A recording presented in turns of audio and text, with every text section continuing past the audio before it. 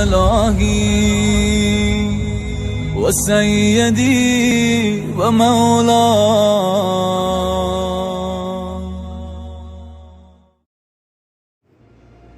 سرور کائنات ارشاد فرما رہے ہیں اللہ جو کہ تمہارا رب ہے اس سے سوال کرو، اس کے سوالی بنو، اس کے سائل بنو، اس سے مانگو.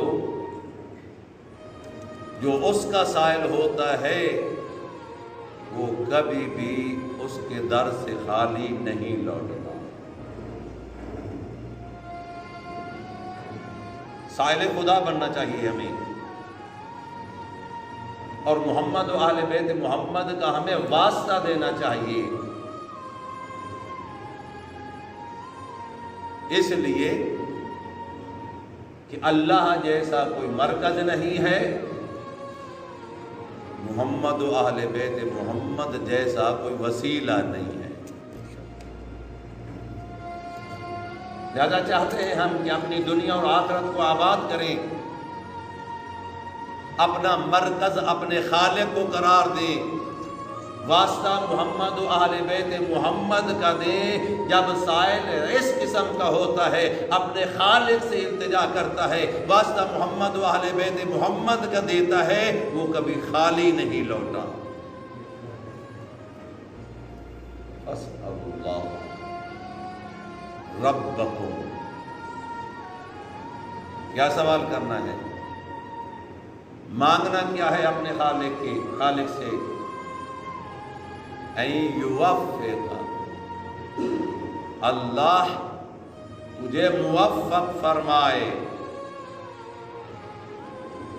کس چیز پہ موفق فرمائے؟ اس ماہ مبارک رمضان کے دنوں میں روزہ رکھنے کی توفیق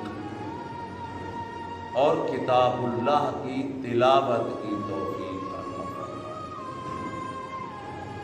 اب دیکھنا یہ ہے کہ توفیق کسے کہتے ہیں. میں نے پچھلے درس میں اس کی تعریف کی تھی. مفردات راغب نے جو اس کی تعریف کی ہے، التوفیق من اللہ توجہ الاسباب نحو مطلوب الخیر. توفیق من اللہ یہ ہے کہ اللہ انسان کو مطلوب خیر کی طرف اسباب پیدا فرمائے. مطلوب شر نہیں، مطلوب خیر، اسباب کا پیدا ہونا. اپنے رب سے دعا کرنی ہے، اپنے خالق سے دعا کرنی ہے، لیکن پیغمبر فرماتے ہیں بالقلوب طاہرہ واللسان صادقہ. جب تم خالق کو پکارنا چاہتے ہو، اپنے خالق سے مناجات کرنا چاہتے ہو، اپنے خالق سے کچھ مانگنا چاہتے ہو، اس کے در کا سوالی بننا چاہتا ہے، پھر یاد رکھ اے انسان، تیرا دل پاکیزہ ہونا چاہیے، تیری زبان سچائی کے ساتھ متصف ہو، صدق قلب، صدق لسان، پھر تو خالق ہی. اور پھر جس بارگاہ میں تو جانے والا ہے، جس بارگاہ میں جا کے مانگنا چاہتا ہے، وہ بارگاہ بھی ایسی ہے جو خود پکار رہی ہے، وہ ذات خود پکار رہی ہے. حل من تائب، حل من مستغفر، حل من سائل. ہے کوئی توبہ کرنے والا، ہے کوئی مجھ سے مانگنے والا، ہے کوئی میری طرف رجوع کرنے والا، ہے کوئی استغفار کرنے والا. عزیزان، آپ متوجہ ہوں گے ہمارے اس ماحول میں شام کے وقت جب کوئی سوالی آتا ہے اور کہتا ہے اللہ کے نام پہ کچھ دے دو۔ خاتون خانہ، ہماری ضعیفہ خاتون، ہماری بڑھیا تڑپتی ہے، شام کا وقت ہے، سوال ہی آ چکا ہے، بیٹا جلدی کرو خالی نہ لوٹ جائے۔ شام کا وقت ہے، خالی نہ لوٹ جائے۔ میرا بھائی، میرا عزیز، میرا دوست، میرا بیٹا، آپ مجھے یہ بتائیں، یہ ضعیفہ شام کے وقت اس کے در پہ آنے والے سوالی کو واپس خالی جاتے ہوئے نہیں برداشت کر سکتی، تو مجھے بتائیں اس ضعیفہ کا خالق جب اس کے در پہ آدھی رات تو سوالی بن کے جائے گا، کیا وہ برداشت کرے گا میرا سوالی آدھی رات خالی لوٹ جائے؟ نہیں، وہ یقیناً برداشت نہیں کرے گا۔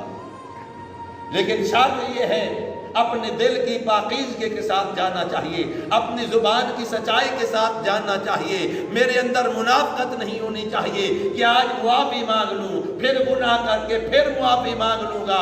نہیں، ایسی توبہ کرنے کا موقع اللہ نے ہمیں میسر فرمایا ہے، جس کو توبہ نصوحہ کہتے ہیں۔ توبہ نصوحہ اس توبہ کو کہتے ہیں جس کے بعد گناہوں سے نفرت ہو جائے، گناہوں سے نفرت ہو جائے۔ ہمارا بچپنا تھا،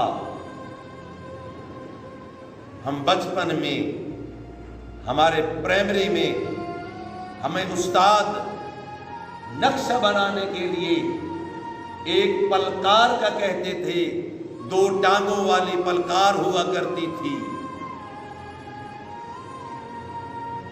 اس کے ایک ٹانگ کو، اس کے ایک حصے کو مرکز میں رکھا جاتا تھا، دوسرے حصے کو اس کے ارد گرد گھمایا جاتا تھا گول نقشہ بنانے کے لیے۔ توجہ میری بات کر رہا، میں کسی مطلب تک پہنچنے کے لیے مثال دے رہا ہوں، کچھ سمجھانے کے لیے، اپنے بچوں کو سمجھانے کے لیے، اپنے برادران کو سمجھانے کے لیے میں مثال پیش کر رہا ہوں۔ اس کا ایک حصہ مرکز میں ہے، دوسرا حصہ اس کے ارد گرد گولائی میں گھومتا ہے، اس کے ہاتھ سکہ ہوتا ہے، وہ سکہ لائن لگاتا ہے۔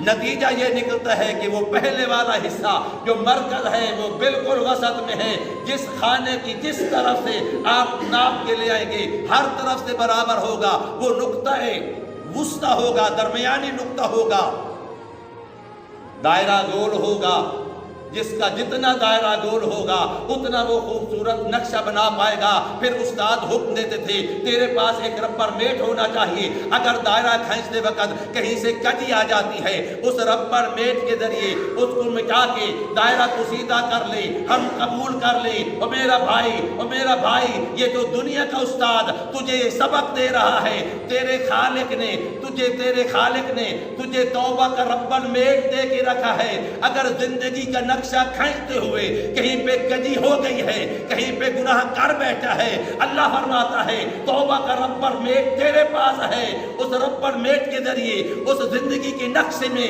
کجی کو مٹا کے اس کا ازالہ کر لے، میں قبول کر لوں گا۔